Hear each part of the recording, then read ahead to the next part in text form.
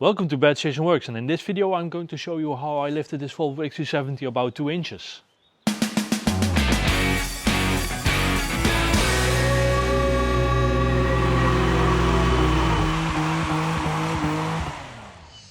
Welcome to Bad Station Works, and in this video we're going to hopefully lift this Volvo XC70 P2 platform. It's now completely stock apart from some bigger tires. But let's move the car in to the workshop, measure the current ride height, and then move from there.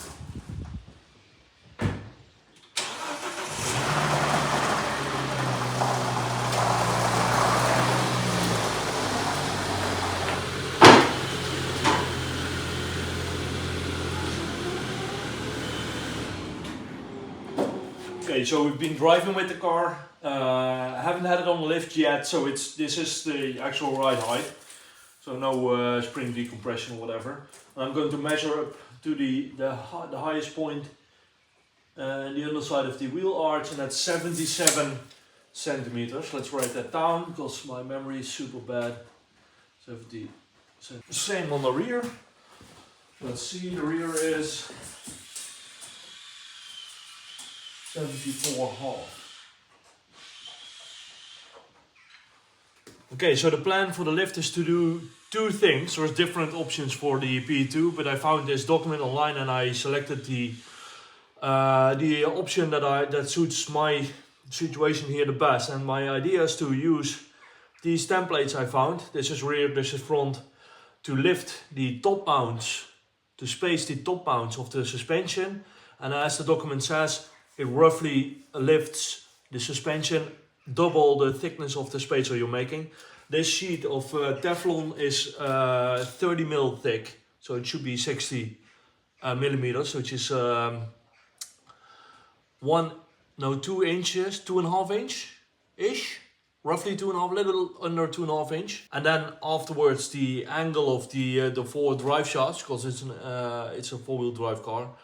The angle of the drive shafts will be completely wrong, so we're also going to lift to make these pucks from POM, Delrin also called, to space the subframe, so do a body lift. And according to the internet, that should fix everything. So let's get to it. Let's cut out these shapes first. Let's do the top mount lift first.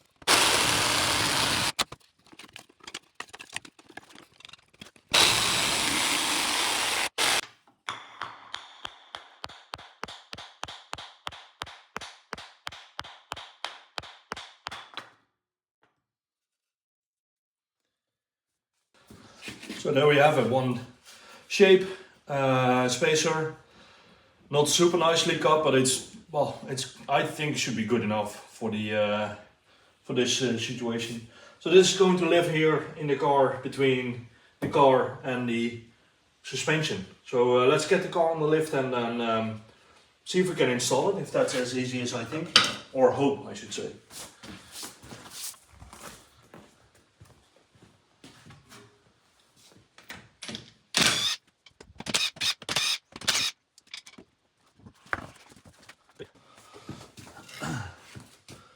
Okay, so here is where the top mount lives for the suspension. So this is the spring here, and it seats in this top mount, and this part is going to go to live like this in between. So there is, I think, only 2 bolts, those 2, that I need to remove, and hopefully then I can just drop the suspension a little bit, hopefully enough to just slide this in. Exchange the bolt for longer ones, so these will probably be too short. And then it should be ready to go. But let's first clean a little bit more.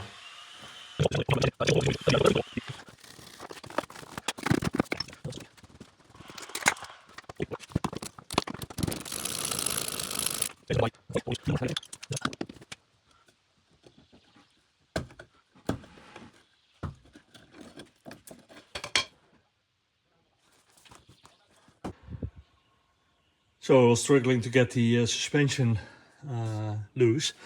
Apparently there's 2 bolts on the outside and 1 here on the inside. And on this side will still be in, that one there. So don't forget that. Maybe you should do that before you put the car on the lift. Removing 2 bolts on the outside, 1 on the inside. Undoing the sway bar over there. I also undid this one, but that's this bearing arm of this torque arm, but that wasn't necessary. But don't forget to place a block of wood or whatever, because as soon as you remove the spring, coil, setup, whatever, it will bounce up because there's a lot of tension in the rubbers. So I had to use a jack to get it back to this position. But now afterwards it's easy to get out, and I test fitted my little spacer, but it doesn't seat properly. It's just a little bit tight, and that's because the jigsaw I used makes a little bit of a angled cut. It's hard to show on camera, but I need to fine tune this a little bit. But other than that, it looks perfectly fine. Okay, this side of the car is done. The spacer is in between, installed. Use some longer bolts. If I'm not mistaken, this is 80 long. M10 by 80, so this is that's good. I shouldn't have disconnected this trailing arm or torque arm or whatever it's called, because that was kind of a hassle to get back in. But other than that, it was quite straightforward. So let's move on to the other side of the car and make a spacer and install it there too.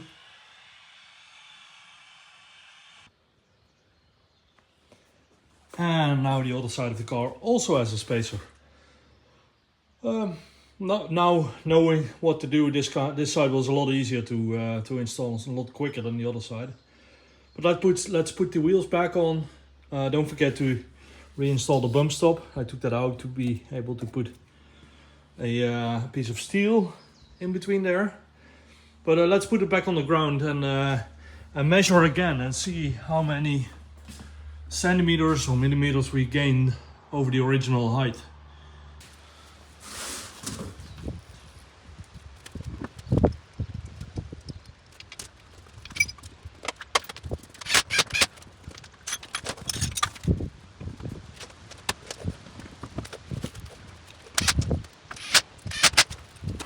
Well, it starts to rain quite heavily. Let's move the camera here and let's get the tape measure.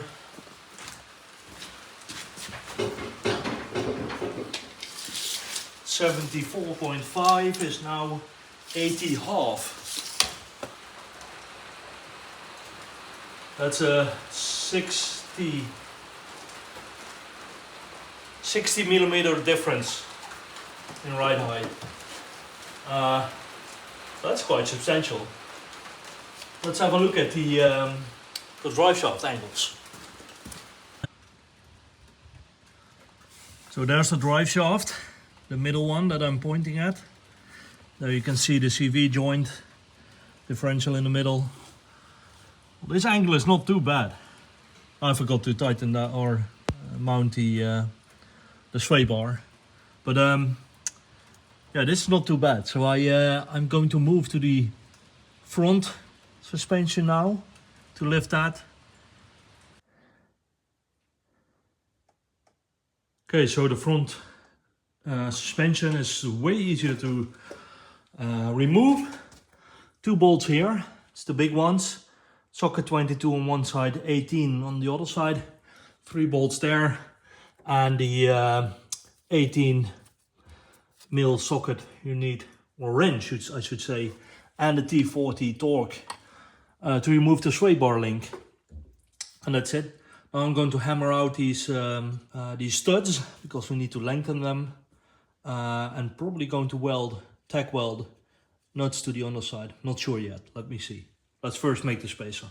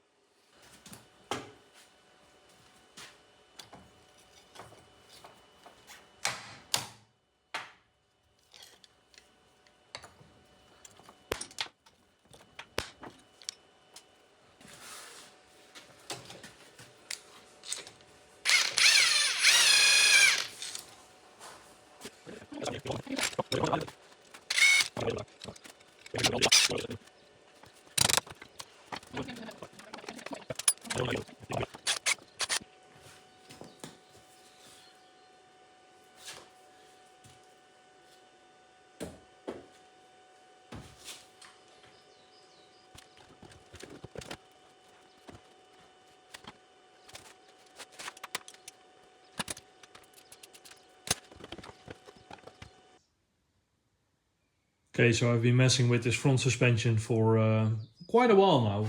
It looked to be, appeared to be very easy in the beginning, but now, well, this is the second try. Let me explain. So the first time I made this spacer, didn't do anything special, and it didn't really fit properly on the top mount, but I figured, well, that will sort itself out as soon as we tighten the bolts, but it didn't. So I had to remove everything. And now I countersunk this part. So I used a 73 mil hole saw, that one. But it was just too small for it to seat properly. And it's on this side you can't see, but on this side there is a little bit of an edge, which is a little bit bigger than the rest. And that the spacer would sit on this and add an extra like 8 or 10 mil. Which is quite a lot if you double that for the lifting. So now I countersunk this, also the bolts, and also the bolts were spinning. That was also nice. So now I tack welded them on the back, added a nut in the front, countersunk the holes for them, and now the spacer fits. It has to be on straight. Now it fits quite nicely. This the top mount is not straight by itself. It's a little bit crooked. No idea why, but I guess that's factory. Try to bend it back, but stopped when I thought that's not good. But let's try to install it like this and see what happens. Yeah, I keep saying this is Teflon, but actually it's just a piece of Cookie Monster. No, what is the Big Bird? Which one's the blue one? Cookie Monster, right? No, Big Bird. What color is Big Bird? Ah, whatever. The blue one. So it's the second day of this project. Yesterday everything went together fine. Front, back, everything is nice. Put the car back on the ground. Nice, even lift. Looked good. Everybody happy. Then I did a test drive. And the car felt a little bit weird. When I let off the accelerator, the throttle, the car didn't slow down. It's a manual, so it's supposed to like brake engine brake when you let off the throttle. Didn't do that. So and I was like, that's weird. So I turned around and live on a gravel road. So when I turned around, I felt the back wheels slip and not the front wheels. I was like, this is weird. So I put the car back on the lift, hear the weird rattle.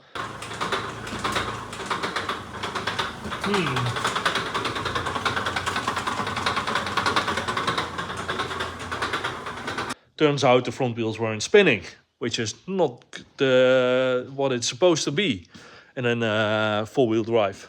All-wheel drive, I should say. That's something different before I get everybody angry. Anyway, turns out when wrestling the suspension back in place on the passenger side, apparently it's a known issue, I pulled apart the CV joint. This, well, I'll just show you. Well, as you can see here, the drive shaft and everything is gone because that's on my workbench. Has been for a few hours now, but I finally got everything back together. And yeah, let me turn the camera around. Then there is a CV joint. So this part goes in there and it has a boot around it. So there is a CV joint here and this goes to the wheels here somewhere. And there is this thing. Well, it's now already greased up, but this is, yeah, it's kind of hard to show. I don't want to show it because I'm afraid I mess up more. But this is the part that makes it rotate in all directions. That's good. Broke that. Well, I pulled it apart, and apparently it's a very common thing with these P2 models to happen. Not on the driver's side, on the left-hand side, the short axle that comes straight from the gearbox, but on the other side. So if you're doing a lift kit, please make sure that if you're wrestling in the suspension after lifting it, make sure to not accidentally pull apart the CV joint, because that sets you back like half a day of work. But it's already almost done. Gonna put it together now and then make sure that everything works before I do another test drive. Bleep you, train.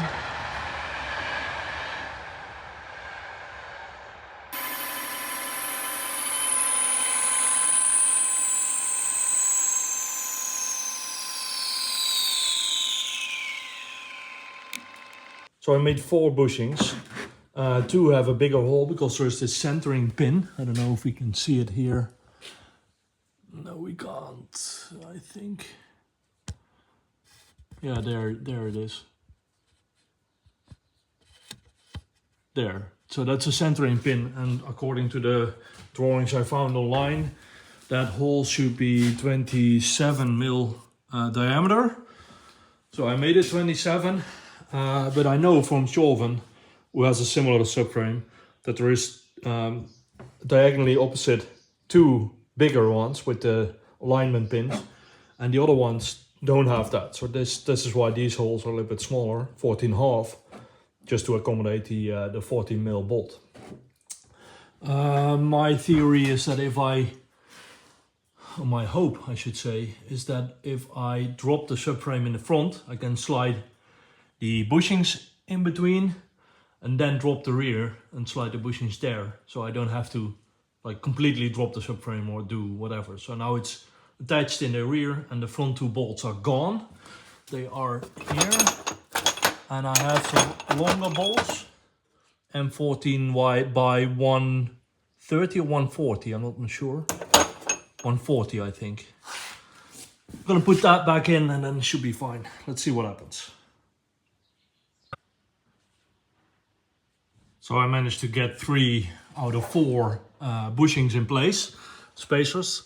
This one is here and the front 2 ones are also there. It was quite easy. Just put, I let the whole subframe assembly lower. But this side can't go any lower, and this I can hardly get a finger in between, let alone the 30 mil spacer. And that's due to this bracket for the exhaust, goes here, is hitting this well, little cross member thingy. And then I can check if the steering box is not disengaged, because the spline went longer now, and Bjorn Hall, he warned me that it may be disengaged now. So I want to double check that. It's kind of nice to have suspension. Then I can move on to the rear of the car and do the rear subframe. That should be even easier to drop because it's more accessible. There's no engine covers or stuff in place that's withholding me. And there's the rear subframe, also spaced 25mm, not 30 as in front. Don't know why. I decided that's better.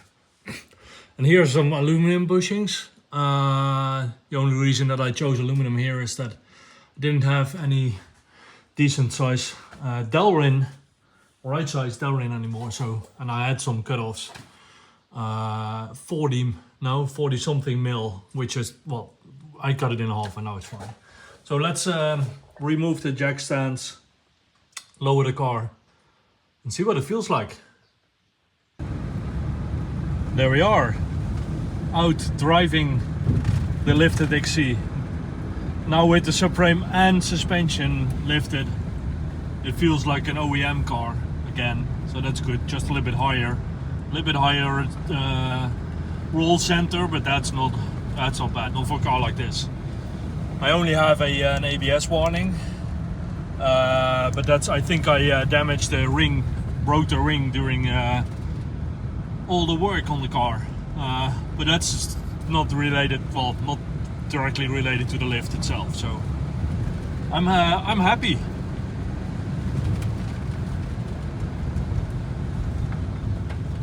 Okay, and that's the lift done officially. Car is looking good. I have some issues with the ABS ring or the ABS system somehow. I don't think it's related to the lift itself. Well, I'm quite sure it's not related to the lift itself, but I'll fix that later. But it's yeah, it looks good, performs well. It drives the same as it is as it did before I did the lift, which is good. The getting in the car is a little bit easier now because it's higher, and well, I'm old, so that's a consideration for me.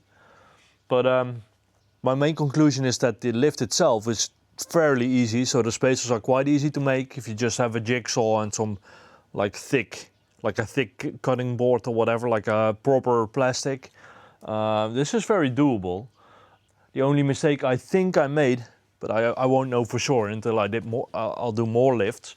But the only mistake I made is that I should have done the subframe drop before, so before the spacing of the suspension, because when you lengthen the suspension, it gets very tight and very hard to get it in place. And if you drop the subframe first, you create a little bit of extra room for the suspension to sit in. So that should be easier. I'm not sure, since this is the first and last time I've done it, and did the other way around. But that's something I would do differently next time. Other than that, maybe I overdone a little bit with the 30mm spacers on the subframe. Not sure yet, we'll see it when something breaks or something happens. But that's it, I'm happy with the result. Next will be a little bit of cleaning and maybe a full wrap. Stay tuned for that, like and subscribe. And also soon I will be getting back to Onshoven. But there is customer work and like money needs to come in. But it's going to happen.